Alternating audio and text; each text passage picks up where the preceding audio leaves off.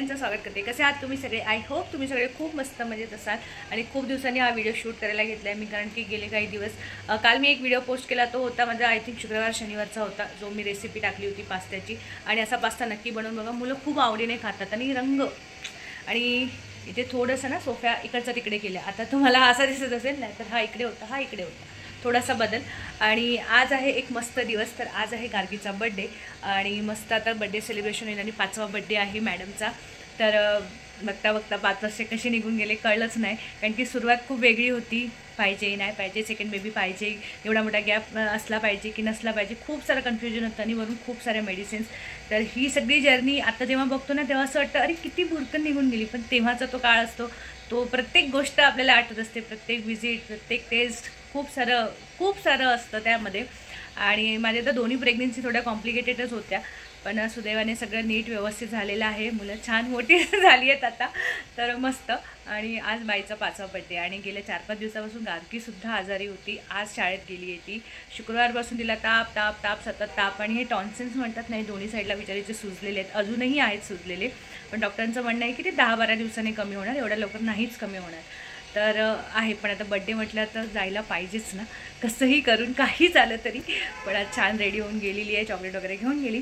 आणि ताप म्हणजे आहे, कमी आहे, 2 दिवसापासून खूप कमी आहे, त्यामुळे आज तिला पाठवलं मी, नाही तर कदाचित आजही पाठवलं नसतं।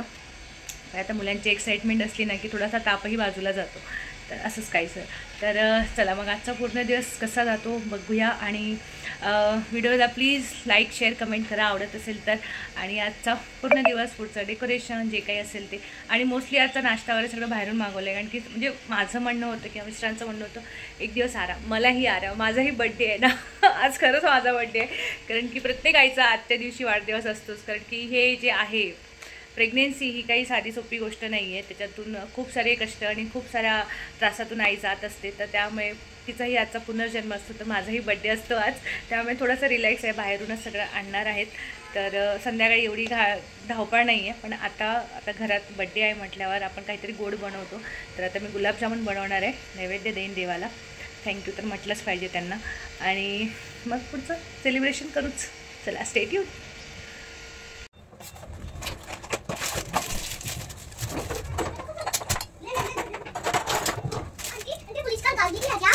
हाँ देख देख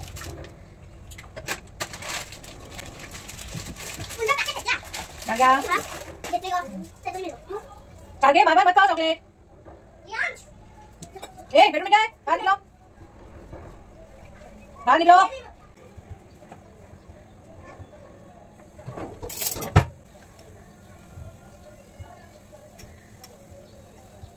हाय, happy birthday Gargi, thank you. आता खोलायचं नाही, सगळं नंतर आरामात खोलायचं। आता हां हां, आणि हे सगळं उद्या खोलूया, म्हणजे ऐक माझी गोष्ट, म्हणजे ते हे नाही होणार, काय बरं, इकडे तिकडे पसरणार नाही सगळं। आता नको खोलू, ठीक आहे, नंतर खोलू। हां आता यांच्यासोबत खेळून घे मग। एवढी एक्साइटेड आहे ना मॅडम, भयानक।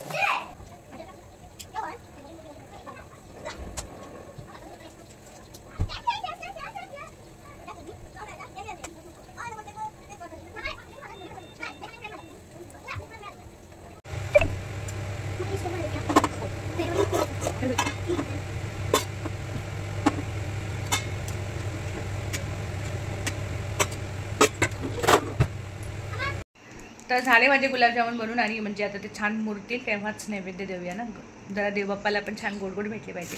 आणि यावेळेस आता पहिल्यांदा मी ना हे असं काहीतरी आणलेलं आहे, नाहीतर आपण नॉर्मली बलून आणतो आणि जसे आपल्या हिशोबाने लावतो, यावेळेस हा पूर्ण पॅक आहे। ते म्हटलं बघूया हे कसं होतं, खूप साऱ्या गोष्टी आहेत यामध्ये, म्हटलं आता सगळं साईडला काढून ठेवूया, बरं संध्याकाळी काही ना गोंधळ होतोच बाबा, माहीत नाही का, किंवा मला टाईम मॅनेजमेंट जमत नाही किंवा काहीतरी असतं। तुमच्यासोबत असं होतं का?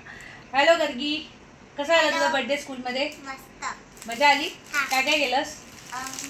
चॉकलेट सगळ्यांना दिले, केक कापला, केक कट केलास? अरे वा. गाडीच्या शाळेत एक गोष्ट मस्त आहे की आता प्री प्रायमरी स्कूल आहे तर टीचर असते ना ती एक छोटासा होईना पाव किलोचा केक आणते आणि तेवढ्या वर्गापुरता डिस्ट्रीब्यूट करते. पण हे सगळं त्यांच्याकडून, आम्ही केक वगैरे देत नाही. आणि टीचरने सांगून ठेवले की खूप मोठे मोठे गिफ्ट देऊ नका, छोटे गिफ्ट द्या, छोट्या चॉकलेट्स द्या, खूप मोठ्या काही देत बसू नका, मुलांना तेवढंच ठीक असतं.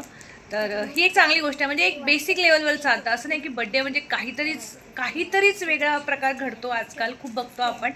आपल्याला जेवढं जमेल, जसं जमेल त्या हिशोबाने केलेलं कधी बरं असतं.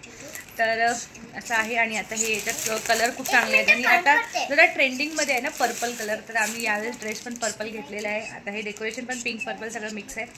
बघूया कसं होतं आहे.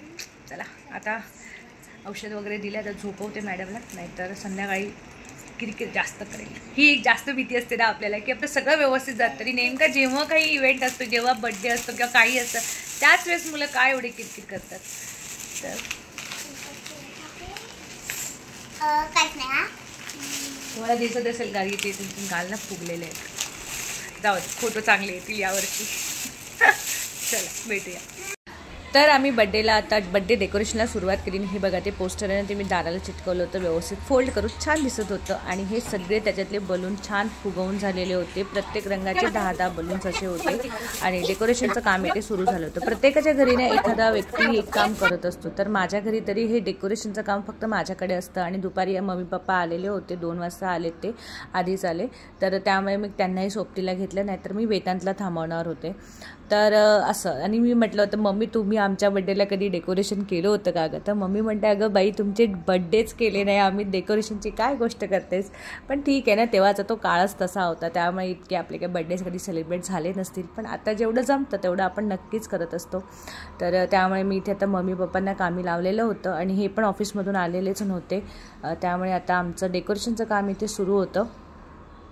आणि इतकं जे खरं म्हणजे ना, ते पॅकेट खरंच महाग पडतं असं मला वाटतं. ते 350चं पॅकेट होतं. त्यामध्ये एवढे 30 बलून आणि 2 स्टारवाले एक बार्बी डॉल आली होती. पण त्याच्यामध्ये जे इतकं छान दिसतं ना, तसं कदाचित आपण करू शकत नाही. आम्ही नाही करू शकलो, कारण की नाही जमलं ते आम्हाला. कदाचित आमचं असेल, आम्हालाच आमचा फॉल्ट असेल काहीतरी, बाकी इतरांना जमू शकतं. पण ते मला तितकंसं मग महागच वाटलं ते. त्याच्यापेक्षा आपण नॉर्मली जे बलून आणून करतो ते ठीक आहे असं मला तरी वाटतंय. आता बघू पुढच्या वर्षी आपल्याला काय करता येईल. पण हा ओव्हरऑल त्यामध्ये जेवढं काही होतं ते अशा प्रकारचं होतं. तर आम्हाला जसं सुचलं त्या हिशोबाने आम्ही इतकं डेकोरेशन केलेलं होतं, नेहमीप्रमाणे, जास्त काही नाही वेगळं. तर असं ते झालेलं होतं कंप्लीट. कसं दिसते नक्की सांगा. आणि हे जे तुम्हाला झालर दिसते पिंक कलरची आणि ते पोस्टर आहे ते गार्गीच्या फर्स्ट बर्थडेचं आहे, तेही त्याच्यामध्ये इन्क्लुडेड नाही. हे घरी होतं म्हणून मी ते ॲड केलं. तर हे होतं पूर्ण पॅकेज.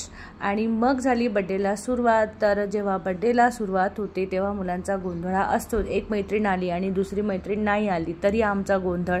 परत आपल्याला जी मैत्रीण आवडते तिच्यासोबत आपल्याला जास्त राहायचं असतं आणि सगळं असं थोडं थोडं सुरूच असतं. तर आम्ही इथे छोटेसे गेम खेळायला सुरुवात केलेली होती, कारण की मुलांना ह्या सगळ्यामध्ये बिझी ठेवणं खूप गरजेचं आहे. त्यांना नुसतं बसवलं तर ते काही ना काही कांड करतील, त्याच्यापेक्षा त्यांना बिझी ठेवलं होतं. आणि मेन तर माझा भाऊ आणि वहिनी यायचे होते, थोडा उशीर होणार होता त्यांना.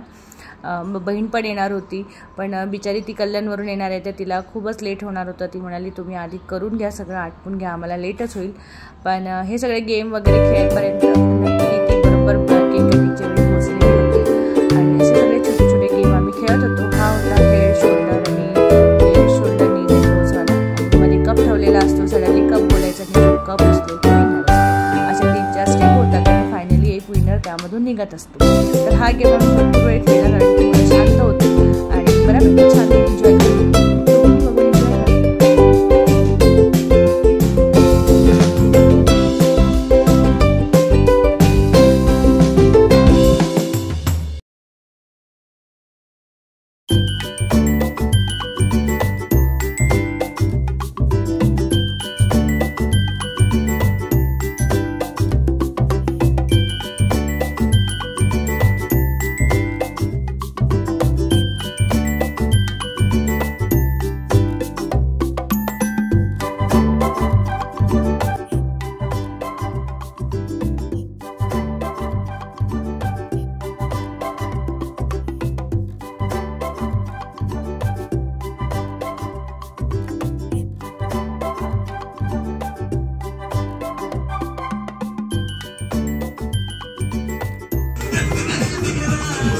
चलो चलो चलो चलो।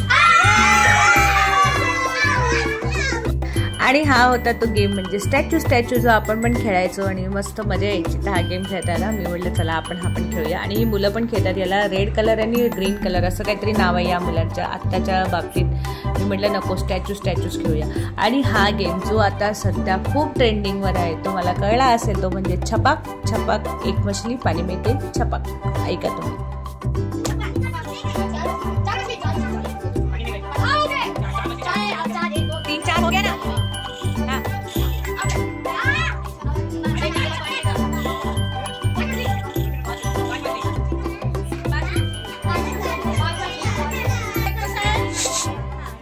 केक कसा आहे तुझा, आवडला?